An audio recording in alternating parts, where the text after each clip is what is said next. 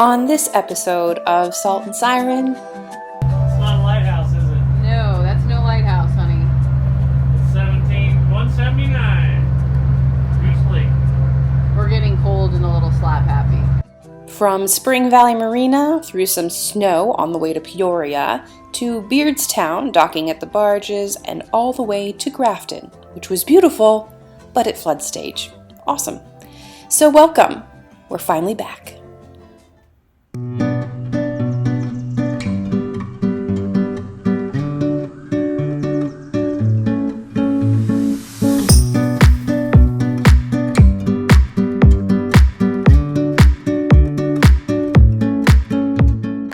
So this leg of the trip has us going from Spring Valley Marina to Peoria, which started out as a really beautiful morning. As you can see, the sunrise was so awesome.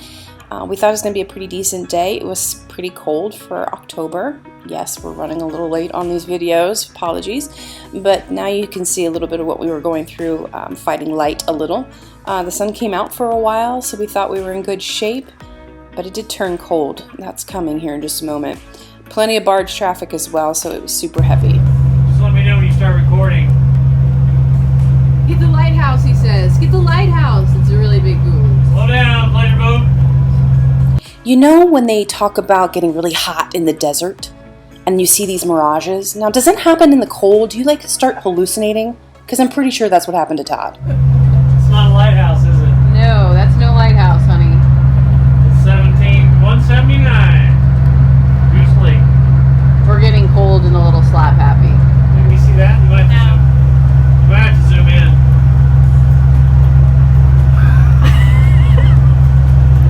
And that is where the fun and games ended, because it got cold. Like, really cold. But it was really awesome because there's Jim and Sharon. Now, if you remember from a previous episode, we met them in Chicago. We weren't planning on stopping in Peoria, and it worked out so well because we had lunch with them. We got live music, as you can see, in the evening. I got some laundry done. We got hot showers. Todd got to see one of his friends from school. I mean, what more in life could you want? I did, however, come out battered and bruised, but nothing that an Irish coffee can't solve. What are you doing? Nothing like coming home to your cat doing this. Serious party up in here. What are you doing? Get off the screen! Our next leg of the trip took us from Peoria to Beardstown, where the barges are, and that's where you stay. And we met some new loopers. Hey, fire escape! And we passed by Peoria, the actual city, and there is a free wall there, which is interesting because I think you can just stay overnight. So if you're just passing through, it might be a really good option.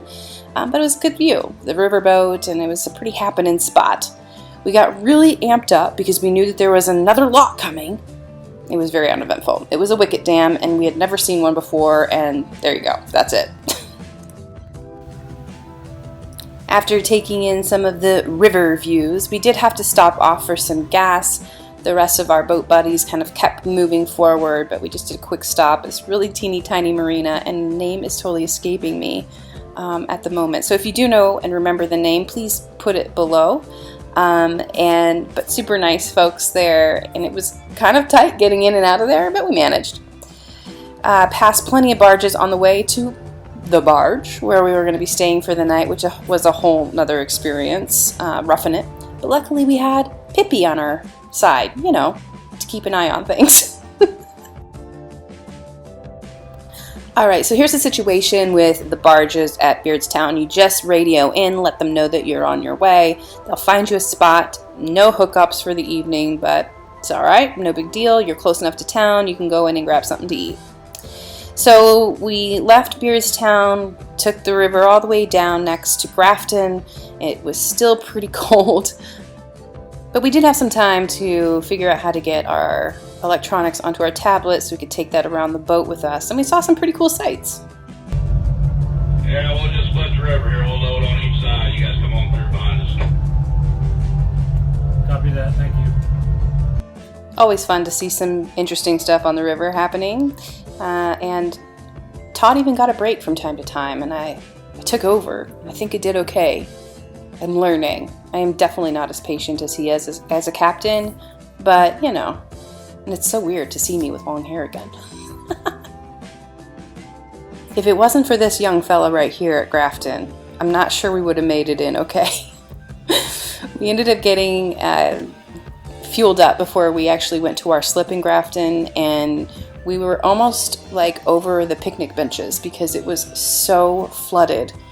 And yeah, it was a bit challenging. There was quite like its own jetty system within that particular marina. But this would be an interesting place for us to stop because there was actually quite a few loopers that were kind of held up here because of the flooding, so we got to meet a number of them. It was Halloween, so it was kind of fun. We got together with our new friends and had a little cocktail and a little food, and we just enjoyed their company. They're great people, all of them. All right, so everybody say hi. Hi. There's all our friends. Soon after that shot, we met our new friends and boat buddies, Jason and Chels, and there's Kyle next to them, and Gilligan. So we met them that evening as well. And then we had to do some troubleshooting because I detected a problem. I'm kind of proud of myself. I'll let Todd explain. So we're walking back to Grafton. We're on a scavenger hunt we found that Janae smelled some gas, and so we did some digging, and we found that we have a gas line that the fitting is cracked. Here, see that? See that crack?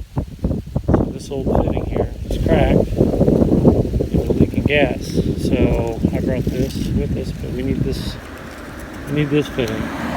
We just went to a propane store, and they had fittings, but they didn't have the right one. So she gave us a name. We've got a courtesy car lined up that's going to take us into Alton, and we've got a couple leads to check out. So, Cue the awkward ride into town. No, I'm just kidding. You just caught us all at a quiet moment that didn't last very long. So we went in to provision a little, trying to figure out if we could do something about that fitting. We didn't end up finding what we wanted. But we did have a temporary fix, so we met up with a bunch of loopers in Grafton to discuss what to do next because the Mississippi was at flood stage. And most of them were hanging back because of that. But as we talked to some of the locals, they said, go now, because everything that's floating that you can see will be just under the water in a few days and waterlogged. So we took their advice and we prepared to shove off in the morning. On the next episode of Salt and Siren, we dodge a lot of debris. It was a little scary. We saw the arch on our way to Kaskaskia Lock. And then we're on our way to Paducah, but not without some serious ass problems. You'll have to wait till next time. Thanks so much for watching. See you next time.